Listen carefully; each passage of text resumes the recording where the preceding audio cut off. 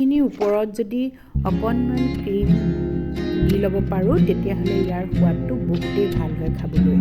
আজি মই ৰাতিপুৱাৰ বাবে প্ৰস্তুত কৰিলোঁ জলপান। এই জলপানবিধ মই কেনেকৈ প্ৰস্তুত কৰিছোঁ সেয়া আপোনালোকক দেখুৱাওঁ আৰু ভাল পাব। প্ৰত্যেকৰে পদ্ধতি বেলেগ বেলেগ। মইনো কেনেদৰে প্ৰস্তুত কৰিলোঁ আৰু ইয়াত কি কি দিলোঁ সেয়া আপোনালোকক দেখুৱাইছোঁ। আশা কৰোঁ সকলোৱে ভাল পাব। খাবলৈ যিহেতু বহুতেই সোৱাদ দিছিল সেইকাৰণেহে আপোনালোকৰ মাজলৈ এই ভিডিঅ'টো আগবঢ়াইছোঁ। আৰু এইখিনি খোৱাৰ আগতে মই ৰাতিপুৱা যদিহে কোমোৰা ঘৰত থাকে তেতিয়াহ'লে কোমোৰা খালী পেটতে পিচি পেলাই ইয়াৰ ৰসটো খাবলৈ চেষ্টা কৰোঁ। আগতে মই কোমোৰা ৰসৰ এটা ভিডিঅ' দিছিলোঁ। মই এই কোমোৰাৰ ৰস খাই বহুত উপকাৰ পাইছোঁ। সেয়েহে যদি থাকে তেতিয়াহ'লে ৰাতিপুৱা খালী পেটত ইয়াৰ আধা গিলাচ ৰস উলিয়াই অকণমান কুহুমীয়া গৰম পানী দি ৰসখিনিও কুহুমীয়া কৰি খালী পেটতে খাই লওঁ। এতিয়া কেৰাহীখন গেছত পাতি গৰম হোৱা কেৰাহীখনত মই 2 চামুচ ৰিফাইন তেল ব্যৱহাৰ কৰিছোঁ। ৰিফাইন তেলৰ সলনি আপোনালোকে ঘিউ বা অন্য তেলো ব্যৱহাৰ কৰিব পাৰে।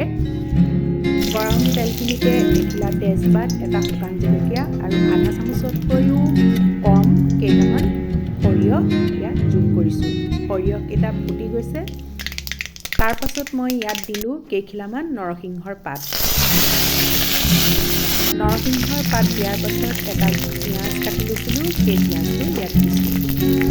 এটা কেঁচা জলকীয়া কাটি লৈছিলোঁ, সেই কেঁচা জলকীয়াটো টুকুৰা টুকুৰি কৰি ইয়াত দি দিছোঁ। এতিয়া গোটেইখিনি অকণমান সময় ভাজিম। এই সময়ত মই গেছটো অকণমান কমাই ৰাখিছোঁ। এইখিনি ভজা হৈ গ'ল। মই এবাটি চিৰা তিয়াই টুকি থৈছিলোঁ, সেই চিৰাখিনি ইয়াতে যোগ কৰিলোঁ আৰু এতিয়া হেতাখনে ভালদৰে লৰাই দিওঁ। চিৰাখিনি কোমলি আছে, গতিকে বেছি সময় ভাজিবও নালাগে। অলপ ভজাৰ পাছতে মই মাছটো অকণমান খালী কৰি লৈছোঁ আৰু এই খালী কৰি লোৱা মাছটোতে মই আধা বাটি নাৰিকল পিচি লৈছিলোঁ, সেই নাৰিকল আধা বাটি আৰু প্ৰথমতে এইকণ অকণমান ভাজি লওঁ। অকণমান ভাজ খোৱা যেন দেখিলে কাষৰ পৰা চিৰাখিনি মিলাই দিওঁ। নাৰিকল, চিৰা গোটেই বস্তুখিনি ভালদৰে ভাজি ল'ব লাগে।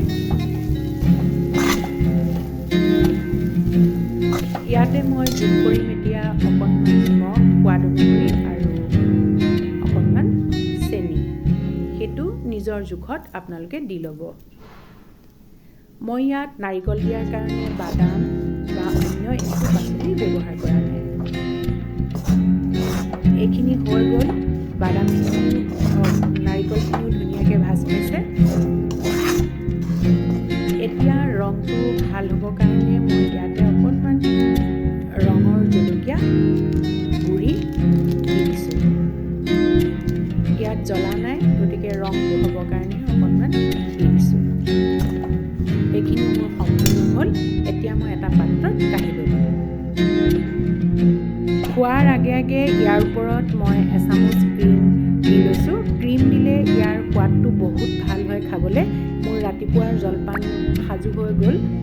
যিসকলে নাৰিকল আৰু ক্ৰীম দি চিৰাৰ জলপানটো খোৱা নাই তেখেতসকলে এদিন প্ৰস্তুত কৰি খাওকচোন। খুব ভাল লাগে খাবলৈ। আৰু যদি মোৰ ভিডিঅ'টো ভাল লাগিলে তেতিয়াহ'লে লাইক, কমেণ্ট আৰু শ্বেয়াৰ কৰিব। আপুনি যদি মোৰ চেনেললৈ নতুনকৈ আহিছে তেতিয়াহ'লে চেনেলটো ছাবস্ক্ৰাইব কৰিব। পুনৰ এটা নতুন ভিডিঅ' লৈ আপোনালোকৰ মাজলৈ আহিম। আজিলৈ সামৰিছোঁ। মোৰ ভিডিঅ' চোৱাৰ বাবে সকলোকে ধন্যবাদ জনাইছোঁ।